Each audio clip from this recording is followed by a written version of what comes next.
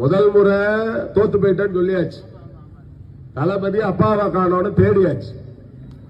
உடனே திமுக காரன் அவர் அப்பாவை தேட சொல்கிறார். உங்கள் பிள்ளை உன்னை தோடுது, டிவியை போட்டு பாருங்கடா. 2 நாளா ஜேசன் சஞ்சய் கொடுக்கிற பேட்டியை கேளுங்கடா.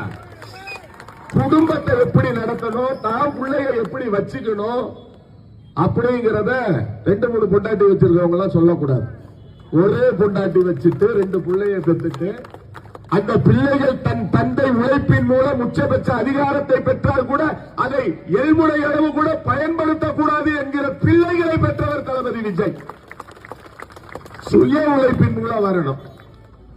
பேரம் படிச்சே முடிக்கல. நாம் பார்த்து இந்த 30 ஆண்டு கால மகா கலைஞன், உலக கலைஞன் கமலஹாசனுக்கு 10 கோடி ரூபாய் சம்பளம் கொடுக்கிற அளவுக்கு தொழிலதிபர் ஆயிட்டார். சரி, பெரிய அவரு முன்னாடியே